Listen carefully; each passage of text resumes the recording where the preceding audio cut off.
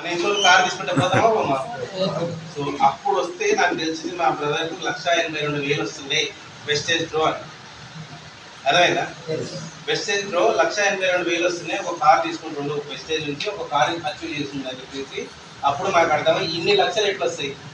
పుట్టిన దగ్గర నుంచి కిరాణా షాప్లో వండునే ఉన్నాం, మెడికల్ షాప్లో వండునే ఉన్నాం, ఫర్టిలైజర్లో వండునే ఉన్నాం. ఇంతవరకు ఎవరు కూడా ఒక్క రూపాయి ఇవ్వలే. మరి ఈడ ఉంటే ఎట్లా డబ్బులు వస్తాయని నాకు డౌట్ వచ్చింది. వస్తారా? లక్షలు వస్తానే వస్తాయా? ఎంతో కష్టపడి వస్తాయి. వీళ్ళకి వస్తానే లక్షలు వస్తాయంటే డౌట్ రావాలి. ఆ డౌట్ వచ్చినప్పుడు దాన్ని క్లారిఫై చేసుకోవాలా లేదా? ఇంట్రా ఒక్కసారి రారా రారా అంటే రాలేదు.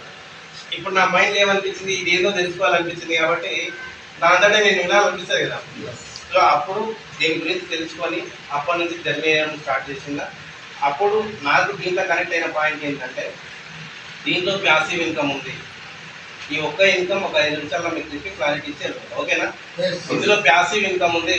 మనం చేసినప్పుడే డబ్బు వస్తుంది అదంటే డేంజర్ జోన్. నేను పనిచేస్తున్నాను సివిల్ కాంట్రాక్టర్గా. నేను ఉంటేనే ఆ డబ్బు వస్తుంది. ఎన్ని రోజులు ఉంటే అన్ని రోజులు మాత్రమే డబ్బు వస్తుంది.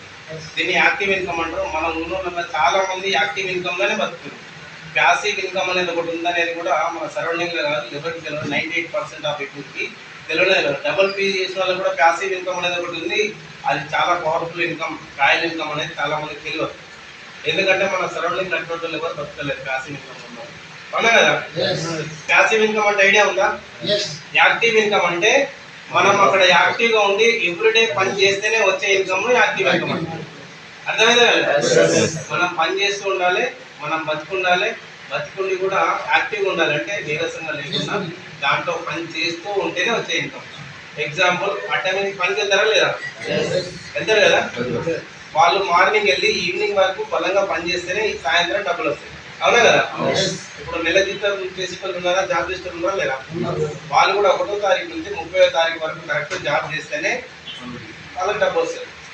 ఈ డే పర్సన్ ఎవ్రీడే వెళ్తారు కదా, ఈయన పనికి వెళ్ళకపోయినా ఆ రోజు మొత్తం జీరోనే. ఈ నెల జీతం పర్సన్ నెల మొత్తం పని చేయకపోయినా జీరోనే. ఇప్పుడు బిజినెస్ ఉన్నాయా లేవా రోడ్ మీద? వీళ్ళందరూ బిజినెస్ ఇన్వెస్ట్మెంట్ చేసి కూడా షట్టర్ కిందకి వేస్తే ఏమైనా ఇన్కమ్ ఉంటుందా వాళ్ళకి? అది ఓపెన్ చేయాలి, అక్కడ ఒక పర్సన్ ఉండి దాన్ని మెయింటైన్ చేస్తేనే డబ్బు వస్తుంది. అవునా కదా? మన సరౌండింగ్ లో మొత్తం యాక్టివ్ ఇన్కమ్ మీద బేస్ అయిన బిజినెస్లు, జాబ్స్, పనులు మాత్రమే కనపడుతుంది. అవునా కదా? ఇప్పుడు ఇక్కడ నా విషయానికి వస్తే, నేను ఉంటేనే ₹1,00,000 వస్తుంది నెలకి. అవునా కదా?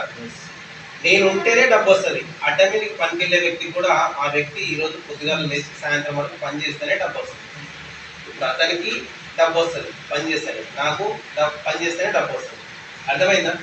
నాకు ₹1,00,000 వచ్చినా, వాళ్ళకి 30,000 వచ్చినా ఈక్వల్, సేమ్. పని చేస్తేనే డబ్బు వస్తుంది అన్నప్పుడు వాడికి నాకు చేయడం లేదు. అర్థమైందా లేదా? సో నాకు ఇది క్లారిటీ వచ్చింది. నేను ఉన్నప్పుడే డబ్బు వస్తుంది అదంటే డేంజర్ జోన్. నాకు ₹1,00,000 వస్తుంది కాబట్టి ₹1,00,000 తగ్గట్టే ఖర్చులు ఉంటాయా, వేరే ఉంటాయా? ₹1,00,000 తగ్గట్టే ఉంటాయి ఖర్చులు కూడా. ₹1,00,000 వస్తున్నాయి, ₹1,00,000 తగ్గట్టే ఖర్చు ఉంటుంది. ఆ ₹1,00,000 దగ్గర ఒకటేసారి జీరో అయితే ఐటీ పరిస్థితి ఏంటి? జీరోనే కదా. అంటే నేను లేకపోతే నా ఇల్లు, నా ఫ్యామిలీ మొత్తం ఆల్మోస్ట్ ప్లాట్ఫామ్. అవునా కదా? సో ఈ రిస్క్ ఉంది యాక్టివ్ ఇన్కమ్ లో ఉంటే. ఇది ఒక రిస్క్ ఉంది, ఇది ఎప్పుడున్న డేంజర్ జోన్ అని చెప్పేసి నాకు అర్థమైపోయింది. సో మన దాంట్లో, మన కంపెనీలో ప్యాసివ్ ఇన్కమ్ ఉంది. ఈ ప్యాసివ్ ఇన్కమ్ ఎట్లా క్రియేట్ అవుతుంది అంటే, ఐడియా ఉంది ఎవరికైనా ప్యాసివ్ ఇన్కమ్?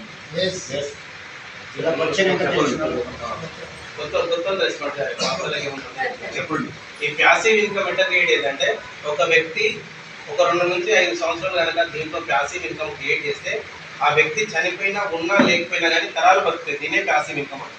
అర్థమైందా?